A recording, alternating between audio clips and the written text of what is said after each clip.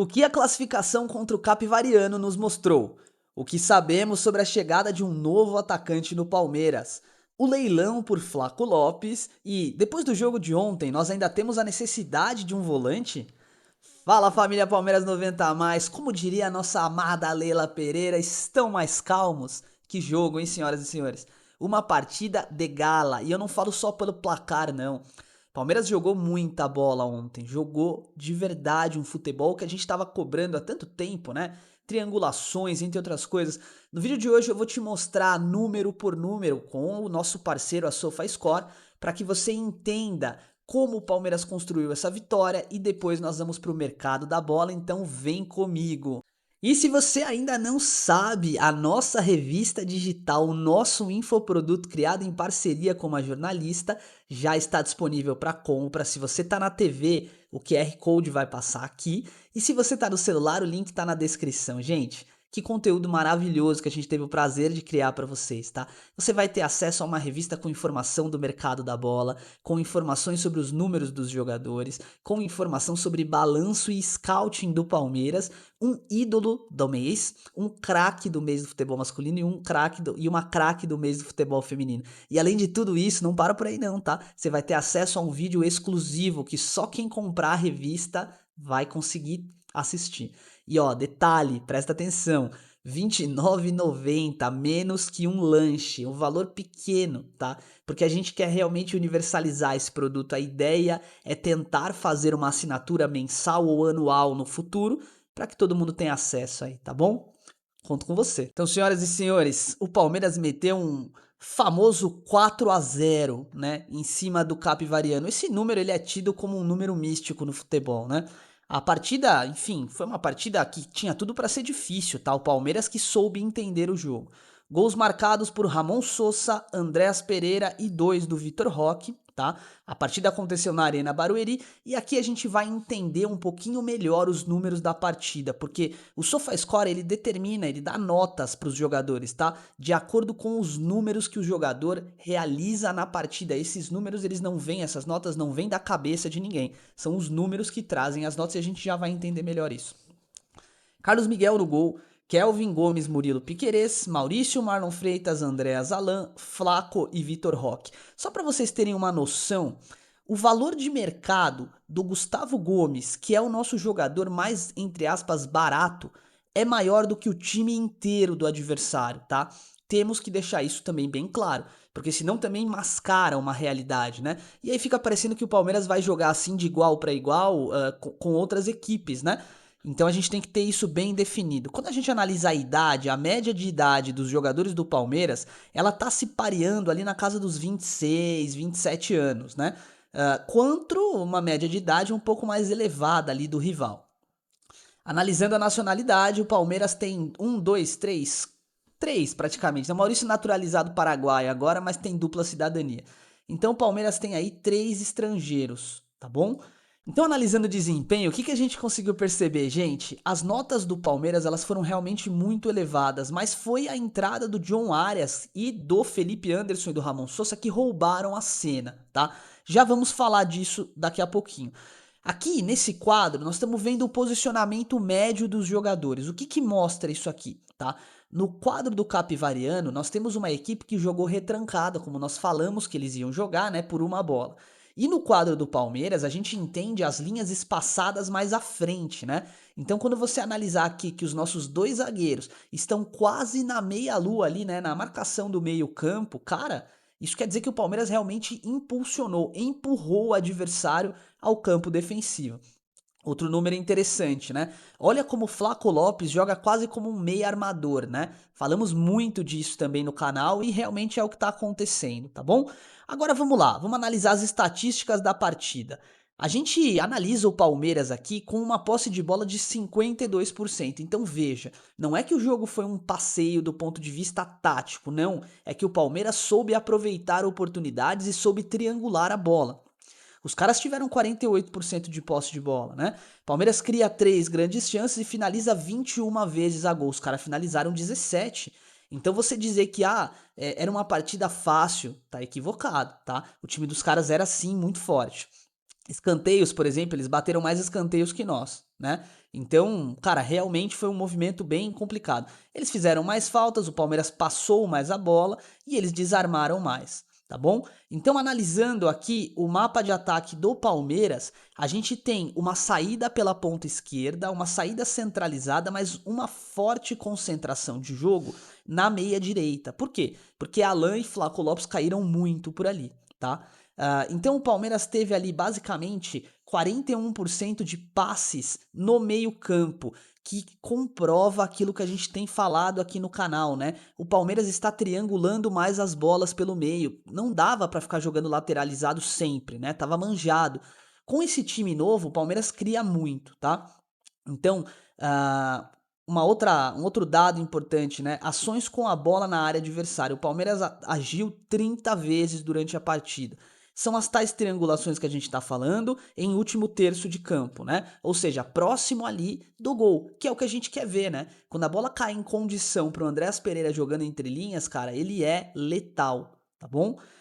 Seguindo aqui nossa análise, né? Nos duelos, o Palmeiras ganhou 59% dos duelos. Quantas vezes a gente não falou aqui no canal que um dos principais erros do Palmeiras tinha sido as segundas bolas, que o Palmeiras não estava ganhando, né?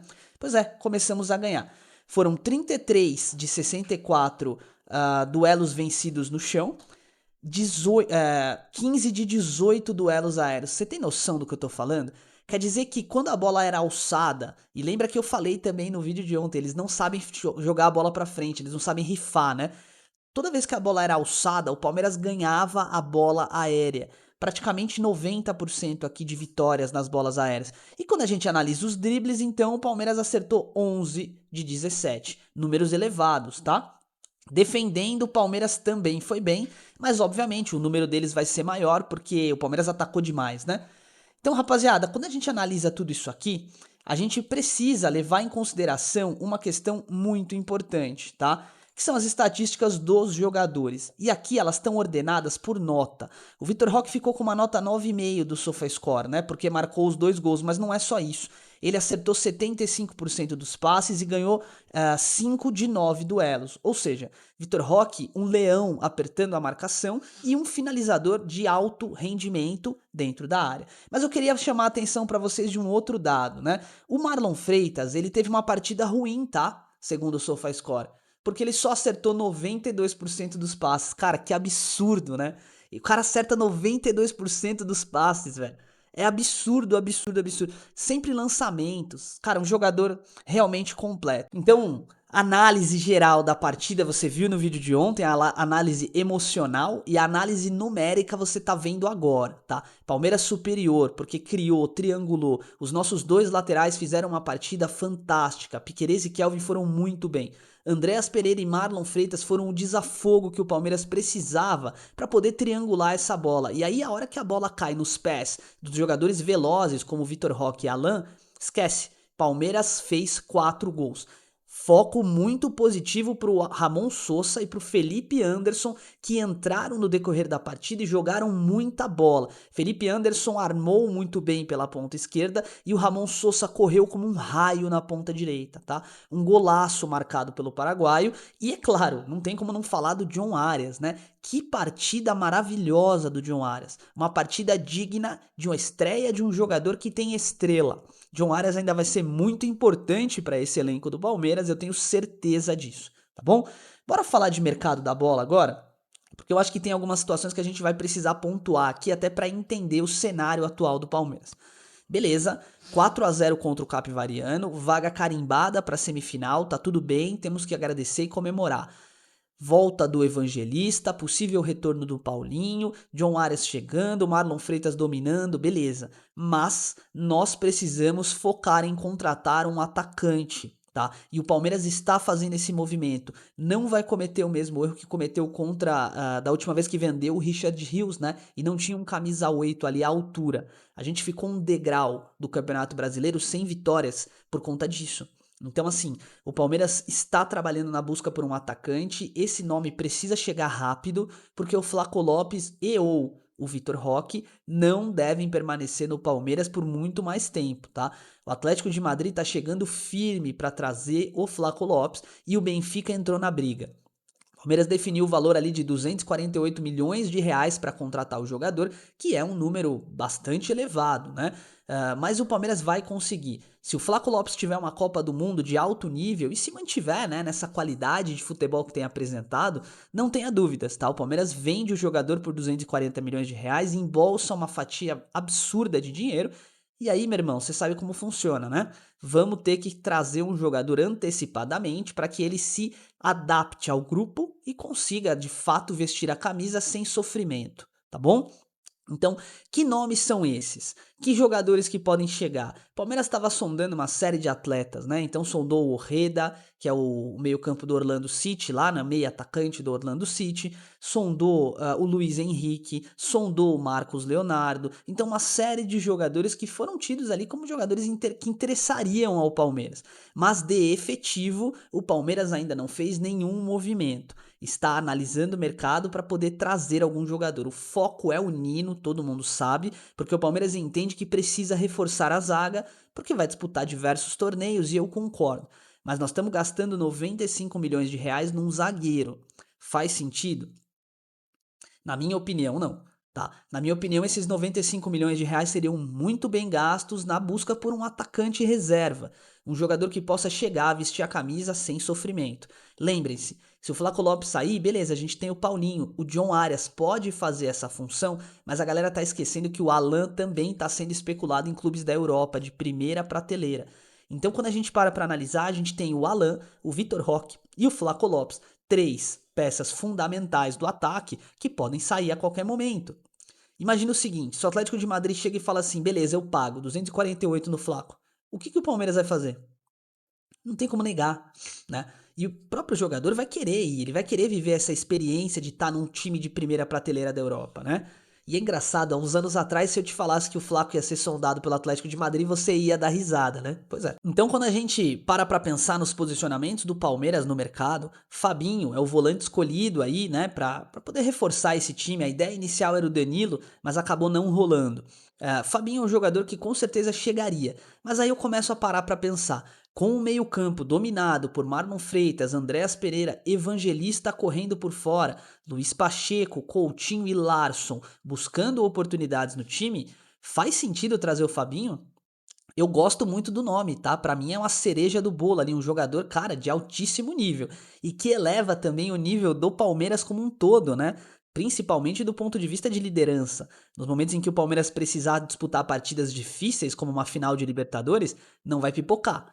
Agora, beleza, estamos investindo 95 no zagueiro, estamos trazendo provavelmente o volante ali com valor de mercado absoluto, né? Um baita de um salário. E à frente? Quando o Palmeiras vai começar a se preocupar com atacantes?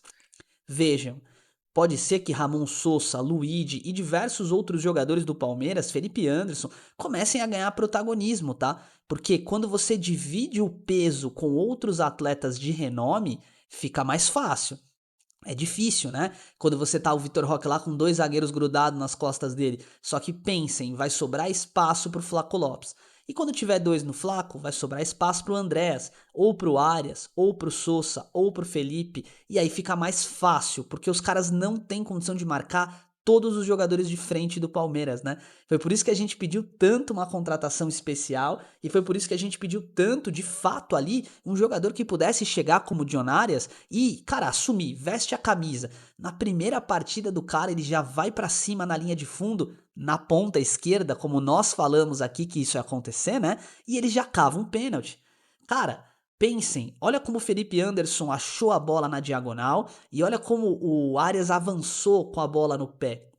Tempos atrás, se essa bola cai no Maurício, por exemplo, nada contra, o Maurício é um ótimo jogador, mas ele ia tentar o cruzamento de perna esquerda, ele não ia pensar em frear a jogada como o Arias fez. E aí o reflexo você já sabe qual ia ser, né? Ele ia cruzar, a bola ia bater em alguém, escanteio. O Arias é um jogador que pensa diferente. E assim como o Arias, o Palmeiras tem que tentar trazer um atacante com esse peso. Um atacante que, a hora que o Vitor Roque for pro banco, ele vai chegar, vai assumir e vai marcar gols. Não precisa ser um titular absoluto, mas um jogador de nome. Eu gosto demais, tá? Da ideia do Hulk. Eu sei, 39 anos, mas vale.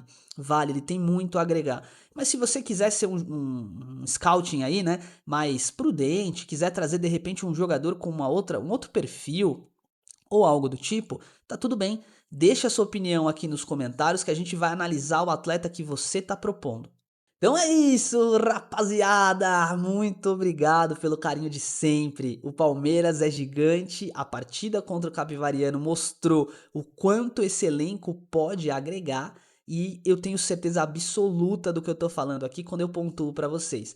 Uma vez que traga mais uma ou duas peças para ajudar ali na condução de todos os campeonatos, o Palmeiras vai brigar por todos eles, tá bom?